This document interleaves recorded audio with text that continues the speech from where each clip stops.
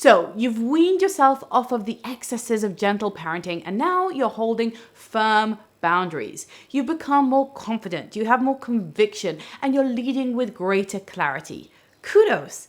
But then the problem that arises for so many of my students is that they suddenly feel like they're harsh, like they're cold, like they're just barking orders, like they're always saying things like, because I said so, or do it now. And that type of firmness, the instruction, the demanding, the commanding, makes them feel like they're not properly connected with their child and that they're losing that soft touch. Now, beyond that, many of us also just didn't grow up with warm parents. Maybe you grew up with someone who was pretty cold, pretty distant, maybe avoidant. Maybe you didn't have a secure attachment. You didn't have that cozy, warm, fuzzy feeling. And intimacy can make you feel really uncomfortable and like you have to set more boundaries. And pair that with the need to be a firm, clear parent, and you can sometimes really feel like you're just not giving your child the love that they need, even though both you and I know that deep down inside, you really, really love them. If this is you, today I'm going to do a warmth for dummies video, like a real 101 on how to introduce more warmth into your parenting. Welcome back to Hi Fam. I'm Avital. I'm the mother of 5. I coach parents from all over the world on how to create a strong family culture. And yes, I talk about where gentle, peaceful, conscious attachment parenting goes too far, and we basically veer into the domains of permissive parenting. I talk about the need for boundaries and clarity and feedback and critique of our children. And that often leads me to sound like I'm a little bit harsh. I'm like, just do as I say. And I get that for many of you, when you follow my advice, maybe inside the studio membership or on YouTube or on my podcast, you feel like, okay, this is good advice. Yes, I need to set more boundaries. I need to have higher expectations and hold high standards of my children. Yes, I want to raise civilized individuals and not wilde gaias, but I still feel like this is just making me too sharp-edged, like I'm a drill sergeant, like I'm getting triggered all the time, like I'm yelling or raising my voice all the time, and I'm actually veering in to authoritarian parenting. And some of you are going to feel if I'm not being commanding and correcting, then I'm just checked out. I'm depleted, I'm tired, I don't feel like doing all the warm fuzzies and all the special time and the long drawn out bedtimes and giving. And my children just feel like an empty, leaky bucket. No matter how much attention and love I pour on them, it's never enough. And in fact, it just agitates them to need more. I think for many of us, being warm, being personable, being friendly, being calm and unintimidating might feel more like a personality trait. Either you were born with it or you're not. And that's especially true for parents who grew up in a harsh household where they don't really have a model for warmth. They didn't see lovey-dovey behavior between their parents or between parent and child. They weren't on the receiving end of it. And so it can feel sometimes a bit foreign or uncomfortable or weird or gushy or even kitschy to be so expressive and warm to your children. And many of us are just plain exhausted. And when you're exhausted, you default to efficiency. You just give instructions, you solve problems, you move on. You want to get done with bedtime, done with mealtime. You don't want to chat in the car. You want quiet. You want your podcast. You want personal space. And you're just touched out and you have nothing left to give. But all of these things lead to our kids feeling managed by us, like they're just run from station to station and not feeling super loved. And that can lead us to feel really guilty. So let's define the anatomy of warmth. What is warmth and how can you warm up your parenting? Because whatever messages you've received from me, my coaching, my videos, if you've been here for a while, I hope one thing is loud and clear. Although I'm a big believer in boundaries, standards, and expectations, I also think that warmth and love and secure attachment are absolutely critical. And what I think matters less, this is just the time-tested, decades-long research and evidence that we know about parenting. And of course, it is also just common sense and ancient wisdom that children need both, that they need the structure, the rules, the rhythms, the routines, the rituals, the standards and expectations and consequences and all of that good guidance. And they also need to feel loved and secure and attached and cherished and appreciated. So if you veered too far into authoritarianism, I'm going to now give you the structure to bring you right back. And I want to tell you, this is not just about personality. Are there some people who are just born bubbly and friendly, social butterflies, who just get it? Of course. But this can also just be a practice. It's almost like a checklist. To make it sound really a little bit dry and maybe even inauthentic, it's something you can do. It's something that you can perform. If you behave with warmth, then your feelings will follow. So start with really warm actions and the heart is going to follow. So the first thing that you need to know about warmth is eye contact. Eye contact is like our window into feeling intimate with someone, feeling close to someone. There's been really interesting research about triggering feelings of falling in love just through sustained eye contact. And in an age when we're all just staring at our screens, where there's always this barrier between us and our children, what we really need is to increase real, authentic, direct eye contact without those barriers and without that distraction. Now, I'm not talking about an awkward long hold. I'm not talking about something that is forced or that feels like you're interrogating them. You don't want to freak them out and make them want to avoid you, but just when your child's talking to you, try to catch their eye. This is something you could practice today, right now. The next time you see your kid, just look them in the eyes, and it's already going to increase your warm quota by several percentage points. The next one is tone of voice, how we talk. When we are depleted, when we're in efficiency mode, when we just want to get the next thing done, we're often in that kind of masculine drive where we're saying things with a sharp edge, with clarity, with a targeted directive, right? Because I said so, do it now, go and get this, towel, shoes. We're barking orders, and that's normal, it's necessary, it's part of parenting. But if you want to warm things up, one of the easiest ways to do that is just to slow down your talking and bring everything down several notches. Shrill tones of voice register as stressful, as anxious, as rushed, and we need to sometimes calm things down and warm things up with a slower pace. Lower pitch actually signals safety to our nervous system. That's why meditation tracks are always spoken in a calm, low, slow voice. And that type of thing can really help your nervous system to calm down and make your children feel that safety, that security, that attachment to you.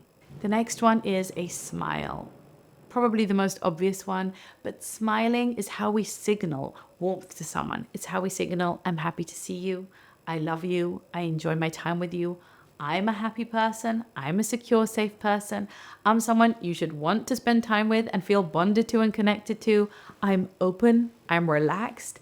That smile that reaches your eyes, right? So not like a forced smile, not the type of smile that doesn't even affect your upper face, but the smile that really makes crinkly lines, those crow's feet around your eyes, is the smile that really signals real, authentic joy, connection, happiness, and love. So many times you can spend the entire day with your children and not smile once. You're just in this serious mode. You are exhausted, depleted, frustrated, angry, very irritable and aggravated.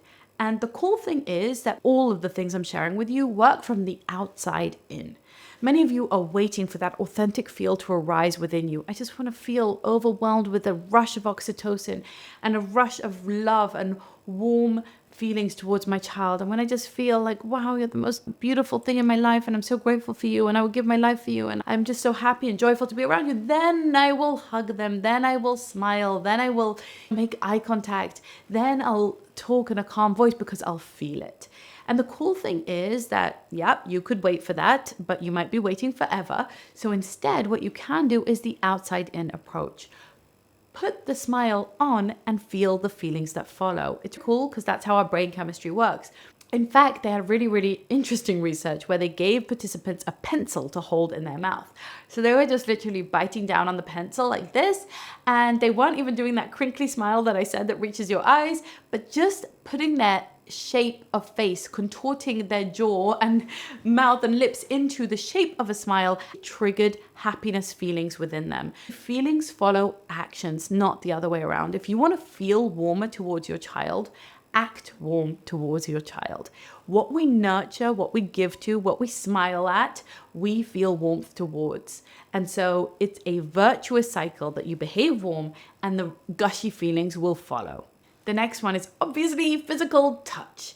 A hand on the shoulder, a quick squeeze, a forehead kiss, a snuggle, sitting close, sitting on your lap, rubbing their back. Any kind of physical touch is an easy way to signal warmth, especially when you're tired and depleted and you don't feel like using words. These are all skills that are right brain, okay? They're emotional, they are instinctual, they are primal, they're not logical. You don't have to start thinking through, I should express some particular words or do some particular, no.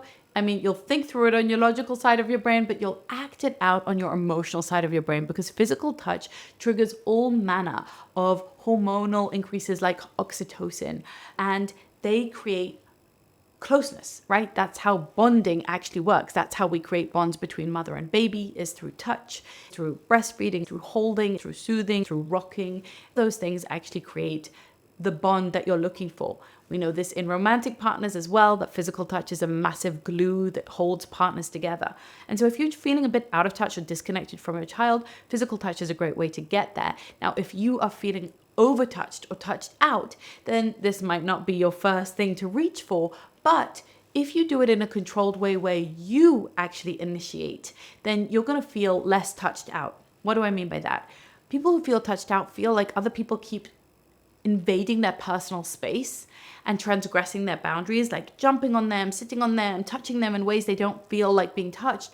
And their reaction is then to reject that, is to set a boundary, is to get away from me, don't touch me, don't sit on my lap, I don't want closeness, right? I'm sure you've experienced that as a parent. Most people do. Instead, what we want to do is initiate physical touch, but on our own terms. Maybe it's a little bit later after I've had my shower, I've calmed down, or I've had my coffee, or maybe it's I want to touch you by sitting next to you and putting an arm around you, but not by you sitting on me and me feeling too overwhelmed by that, right? When you do it on your own terms in a way that feels good to you, you're going to be able to increase the sense of warmth from a voluntary place and not feeling put upon. And now let's move into the realm of words. Things you can say to feel closer. So one is just compliments. Just giving your child a compliment. You're so gorgeous. You think about things in such a smart way. I love the way you built that. I love hanging out with you. It's such a joy to see you ride your bike that way. I'm so filled with pride right now. You really overcame something. The way that you just shared with that friend, that was generous. That's exactly the type of values I love to see in our family. Giving specific compliments. I noticed how patient you are with your brother. I noticed how focused you are on that drawing. I really love the way you made these cookies. They just came out amazing. Giving specific compliments, especially when they're focused on a process or on effort or on your child's character and values, shows that you like them. They know that you love them, but sometimes they don't feel that you like them. I've fallen down into that trap before, where I've always been on their back, or I'm criticizing them the whole time, or we're working on bad behaviors that are coming up. Increasing the quota of compliments does a lot to offset all of that negative energy, right? If I'm telling them, not doing your homework, you didn't tidy your room, you're being really disrespectful, why are you so mean to your brother? Then infusing positive compliments helps that balance, right? We need our ledger to be somewhat balanced, and preferably an increase in positive and a decrease in negative, right? This we know from the Gottman Institute around marriages. They talk about bids for connection, and that you need an overall 9-to-1 ratio of positive to negative interactions, where we answer each other's bids for connection, where we make bids for connection. And then if once in a while we give some critique or we ignore, it can go unchallenged. It's fine. We can absorb that. The marriage is robust enough with positivity that it can handle some negativity. The same is true in parenting. If we're always on a child's case, always being critical or ignoring, or some kind of negative interaction with them, like not wanting to play with them, not wanting to read to them, telling them off for something, then we're going to need to counterbalance that out with the positive. And compliments is a great way of doing that. I know many of us are very concerned about not praising, like not saying good job or you're so smart. I'm a little bit less concerned about that these days, but the quick fix to that is to simply compliment process, values, positive behaviors, good choices, things they had control over, not just external looks or achievements. And going along with that is encouragement. So voicing your belief in them, saying, I really believe in you, or I really see how you've improved, or here's what I envision for your future. I can see you being an amazing mom, or I can see you being really great at math, or all sorts of things that would encourage them, that show them that you have a really positive regard towards them and that you think about them. Like things remind you of them, things make you think about their future. You actually spend time and energy thinking about them and their life. And sticking with words, another thing that can really create warmth between you and your child is sharing things about yourself, treating them a little bit like your friend from time to time. Like, when I was a kid, I couldn't swim. For a whole year, I was trying and it didn't work and I didn't manage. And then you're telling them stories about yourself or about your life right now. I'm really focused on increasing my weights at the gym. And it's just so hard, but I'm on it. I'm keeping at it. So there you have the opportunity to model good things, good values, good mindsets, but also just to share a little bit of yourself so that you feel chummy with them, like you're close. And that closeness creates a sense of warmth. This kind of sharing humanizes you and deepens your bond with your child. Now, one bonus tip I'm going to give you here is a really good way to focus on connection or to increase connection is to focus on greetings and separations. What do I mean? I mean the beginnings and ends of things.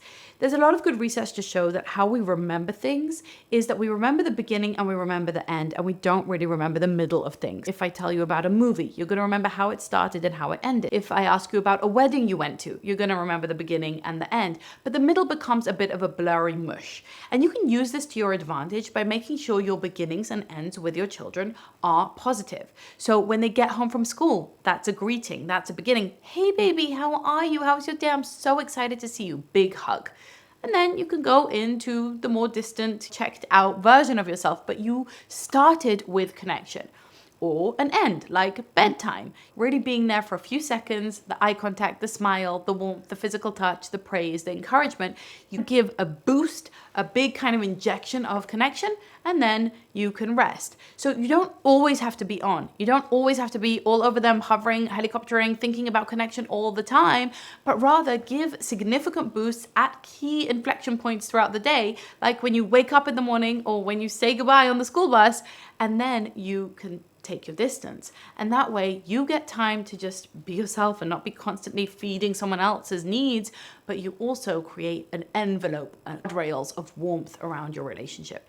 I want to end with a really important mindset shift that I think we can all make. There's been an obsession with connection in parenting in the last couple of decades. And yes, connection is important. But I hear many women use this word connection in a very, very kind of vague, unattainable way. I'll give you an example from marriage, and maybe I'll make a whole video about this, so let me know if it interests you in the comments below. But the thing about marriage is that many women will say to me, Avital, I just don't feel connected to my husband. How do we connect? We're just so not connected. And I think to myself, wow, can you define that for me? Can you point to specific behaviors or measurements or ways we can know if you are connected? Is it how many times you sleep together?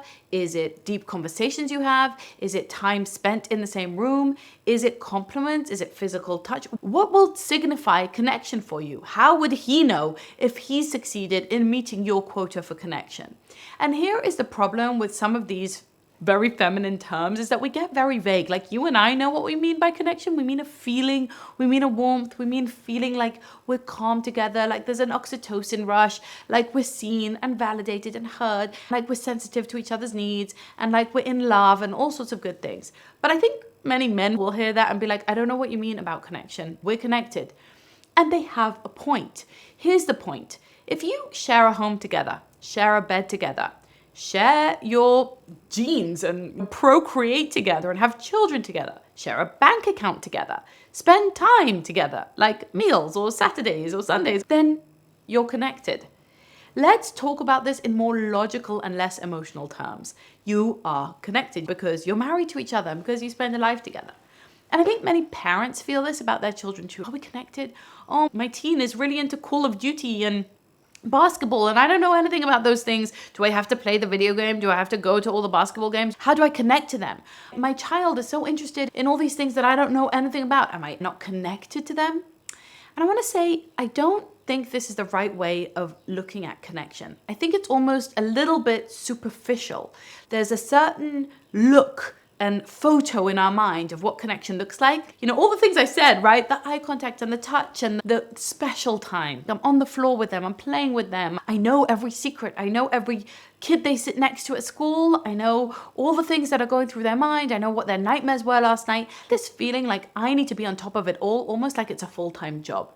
And I think that puts a lot of strain on the relationship, a little bit too much pressure, a little bit too much intensity around what connection can be. Parents ask me, how do I connect with my teenager? Do I need to play their video games? Do I need to listen to their music? But the thing is that the anxiety itself is a problem because it makes connection with others feel like a project that you have to ace. So I want you to relax. I want you to trust that you are building and have built secure attachment with your children, that you have earned secure attachment in your marriage, and that the bond exists. It is stable, it is resilient, it is robust, whether or not you manage to get to that special moment this week, whether or not you manage to go through my checklist of warmth. I want to set your mind at ease that you don't need that special date night or the special time with your child or prolonged bedtimes in order to check the box of being in a special relationship with these people. The relationship is already special. The realness is there. The depth is there. It's the anxiety that we have to stop. It's the obsession, the self-analysis, the navel-gazing. That's the part that makes you feel disconnected. So yes, I want you to practice the warmth skills that I've shared in today's video. Warmth in parenting and feeling actively loving towards our children is really important for them and for us. But also trusting the relationship and allowing some space, allowing some ease of being together is also important. Let me illustrate it this way. My grandma is about to turn 103, and she is my role model and someone I look up to and love dearly. And unfortunately, we don't live in the same country. And so the amount of connection that we can feel is limited to phone calls, which sometimes aren't so easy to communicate, and visits, which are somewhat rare, 2 or 3 times a year. Does that mean that I'm less connected to her? Does that mean that our connection is weak in any kind of way? No. For me, I feel deeply connected to her. I feel that her blood runs through my veins, that her vision and mission and values guide me, that she is someone I look up to and feel immense and active love towards and feel very loved by. And that's without all of the skills that I shared here today. We have tremendous sense of warmth and attachment with each other without extra steps, without checklists, and without anxiety. It simply is. We simply are connected because we are. Sometimes you have to just trust that you are connected to your child because you're their parent. You don't need to play their video game for that. It's the love that you feel towards them. It's the commitment. It's the loyalty. It's the lifelong investment in them. It's the deep, secure attachment that you have since their birth. Same can go in your marriage. Don't allow all the parenting books and the checklists and even videos like this to get in your head and to get in the way and cloud the very real attachment that you already have right there.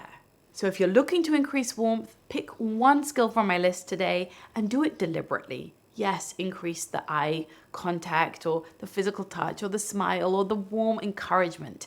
But no, don't obsess over it and don't become anxious that you didn't do it today or that you're somehow hindering or rupturing the connection. We're all way too jumpy about that, and it's time to trust that our parent-child bond is evolutionarily, biologically, chemically, psychologically very powerful and will last periods of your child listening to heavy metal and you not being so into it. And lastly, remember, there's always repair. If you've been harsh, you can reconnect. You can reestablish warmth with any of the skills that I've just shared with you here today. If you want a whole video on how to repair properly with your child when there has been a rupture to the connection, let me know in the comments below. Meanwhile, leave me your key takeaway and please do me a favor and subscribe to the channel. Make sure to share it with a friend, click the notification bell and the like button. All that stuff really helps to support the channel and I appreciate it so much on a personal level. Remember, warmth is a skill, not a personality type, and connection is already yours. You just have to stop being so anxious that you might lose it. So let me know below, which of these skills are you going to be practicing today, and I'll help you to hold yourself accountable to it. And by the way, if you want in-depth, tough love answers from me where I don't hold back at all, then make sure you're subscribed to my newsletter at highfam.com/newsletter. There, I'm going to share my best answers to your most burning questions. You can always leave your questions below in the comments on YouTube. We collect them and we choose one to answer every week in the Ask a Vital newsletter. Meanwhile, keep on living that high fam life, and I'll see you in the next one.